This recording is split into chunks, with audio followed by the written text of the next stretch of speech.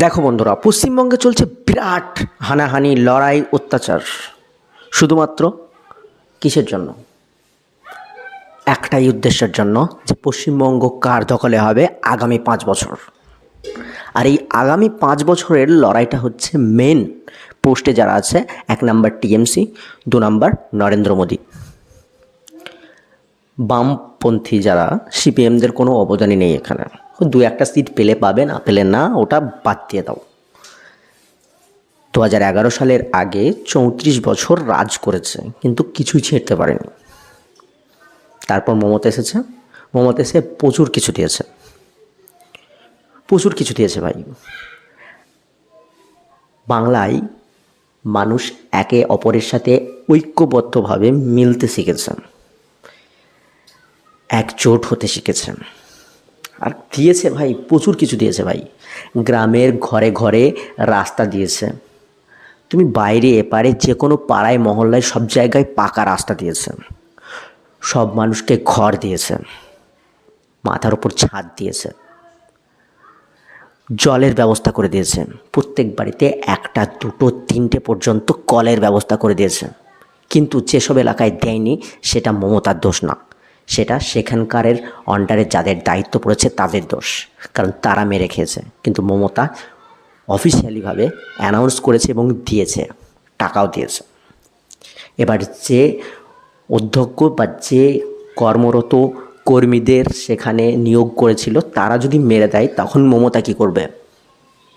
মমতা ভাই রূপশ্রী দিয়েছে, কন্যাশ্রী দিয়েছে। কন্যাশ্রী হচ্ছে শুধু ভারতবর্ষে নয়, পুরো পৃথিবীতে একটা বিশাল বড় স্থান পেয়েছে, যে দুনিয়ার সবথেকে বড় প্রকল্পর মধ্যে একটা। কন্যাশ্রী পুরো ওয়ার্ল্ডে মন জিতে নিয়েছে। মেয়েদের উপকার, লক্ষ্মীর ভাণ্ডার দিয়েছে ভাই। প্রচুর মহিলাদের উপকার করেছে লক্ষ্মীর ভাণ্ডার দিয়ে। আর মোদি ওখান থেকে বসে বসে 3,000 টাকা দেওয়ার, প্রত্যেক মাসে দেওয়ার ওয়াদা করেছিল গত বছর 2025 সালের মার্চ থেকে, কিন্তু দেয়নি। দিল্লিতেও দেয়নি। দিল্লিতে আম আদমি পার্টি বলে একটা পার্টি উঠেছিল, তাকে বিনা কারণে কেসে ফাঁসিয়ে তাকে জেলে পুরে দিয়েছে। সে প্রচুর কাজ করেছিল সেখানে। মোদি একটা রাজ আস্তরণ করতে চাচ্ছে পুরো বাংলার মধ্যে, কিন্তু মমতা যতদিন থাকবে, আমরা যতদিন থাকবো, সেটা হতে দেব না। ওরা এখন প্রচুর কিছু ওয়াদা করছেন, যে বেকারত্ব থাকবে না, আমরা চাকরি দেব। কোথা থেকে চাকরি দেবে ভাই? কোথায় দিয়েছে?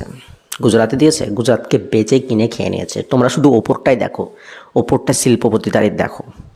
গুজরাটের সুরাটটা দেখো, আহমেদাবাদটা দেখো, আর বাইরের গ্রামগঞ্জগুলো দেখো। বাংলার থেকেও কঠিন করুণ অবস্থা সেখানে। আর এই মমতা বন্দ্যোপাধ্যায়ের মতো না, কেন্দ্রের আরও প্রচুর সিএম আছে, প্রধানমন্ত্রী, যাদের টাকা দেয় প্রত্যেক বছরে, বছর পিছু একটা অ্যামাউন্ট দেয় তাদের রাজ্যের প্রতি খরচ করার জন্য। এবার মমতা যদি খরচ করতে চায়, সবার হাতে হাতে যখন দিত, তারাই খেয়ে খেয়ে সব কিছু শেষ করে দিত। কিন্তু মমতা তো ঠিক আছে না, মমতা তো ঠিক আছে, মমতা ঠিক আছে ভাই। মমতার জায়গায় অন্য কেউ হলে পারবে না। তোমাদের তো বলতেই ভুলে গেছি, কন্যাশ্রী আছে, রূপশ্রী আছে, যুবশ্রী আছে, আরে ভাই স্বাস্থ্য সাথী আছে, খাদ্য সাথী আছে, সবুজ সাথী আছে, কত সাথী ভাই। আমাদের মতো ছেলেদের যারা পড়াশোনা শেষ করে ফেলেছে, এখনও পর্যন্ত সরকারি চাকরি পায়নি গো, বা বিশাল বিশাল একটা স্তরে প্রতিষ্ঠিত হতে পারেনি, তাদের প্রত্যেক মাসে 1500 টাকা করে দিচ্ছে। ছেলেদের, মেয়েদের, যাদের জমি নেই তাদের ভূমিহীন প্রকল্প করে দিয়েছে ভাই। এর থেকে কত দেবে ভাই? এরপর তুমি পড়াশোনা অর্জন করো না, তুমি নিজে চাকরি জোগাড় করো। তোমার যদি সেরকম মেন্টালিটি থাকে, তোমার অকাতে নেই, তুমি কি করে পড়াশোনা করবে? তোমার তো স্কুল কলেজ আছে, তোমরা নিজে বিলাসিতা করে করো সেটা। তোমরা যদি না করো, তাহলে সেটা কী করে করবে? কিন্তু মমতা বন্দ্যোপাধ্যায় ত্রাণের সময় যখন দুর্যোগ দেখা দিয়েছিল, বন্যা, মহামারী, যখন ঘূর্ণিঝড় দেখা দিয়েছিল, তখন নিজের প্রশাসনকে মাঠে নামিয়ে সবাই মিলে ত্রাণের জন্য সবাইকে খাদ্য, সবাইকে সবজি, জিনিসপত্র সব কিছু দিয়ে পাঠিয়েছিল। আলু, চাল, ডাল সবাইকে পাঠিয়েছিল। কিন্তু অন্য জায়গায় তো এসেছিল বান, সেখানে কি দিয়েছে অন্য সরকার? কিছুই দেয়নি ভাই। কিছু সেলিব্রিটি দিয়েছে, আবারও তো কিছু কিছু নেতা এমনও আছে যারা ধর্মের সাথে যুদ্ধ লাগিয়ে দিচ্ছে। এই বাবরি মসজিদ করে কত বানচাল হলো, কত প্ল্যান হলো, সেখানে কত কিছু হলো। এখনও মানুষ জানে না সেটা এআই ভিডিও কি ভিডিও। হুমায়ুন কবির যেটা করেছে ভাই, তোমরা সবাই জানো, অত বলার দরকার নেই। তবে মমতা ব্যানার্জি বামপন্থীদের 34 বছর রাজ করার পর যারা কিছু ছিঁড়তে পারেনি, সেখানে এসে কিছু ছিঁড়ে দেখিয়েছে। 2011 সাল থেকে 2026 পর্যন্ত আরও 5 বছর রাখো, দেখো আরও কি করতে পারে।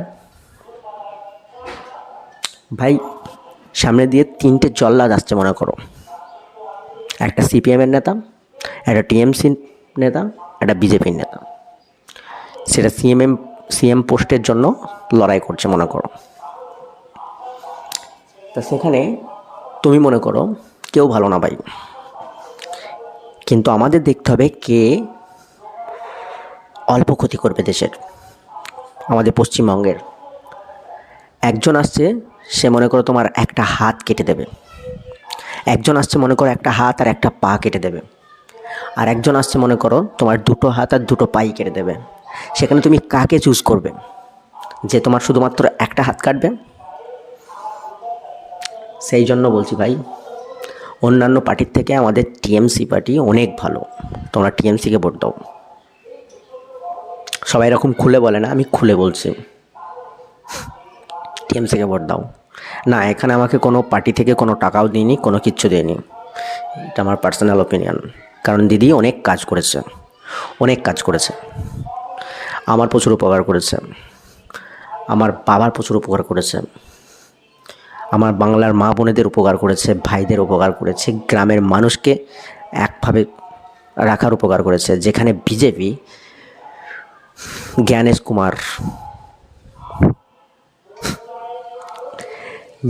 যেখানে জ্ঞানেশ কুমারের সাথে মিলে, আমাদের ইলেকশন কমিশন, জ্ঞানেশ কুমার নাম তো শুনেছো তোমরা, ওনার সাথে মিলে এসআইআর করে কোনো জায়গায় 58 লক্ষ, কোনো জায়গায় 60 লক্ষ, কোনো জায়গায় 61 লক্ষ, কোনো জায়গায় 90 লক্ষ মানুষের বাংলার নাম কেটে দিয়েছে, ভোটার লিস্ট ডিলিট করে দিয়েছে, ভোটই দিতে দিইনি। যেখানে যেখানে টিএমসি বেশি জিতেছিল সেখানে সেখানে কেটে দিয়েছে, এসআইআর করেছে ভাই। কিন্তু দেখা গেছে এখানে 64% হিন্দু আর 36% মুসলমান।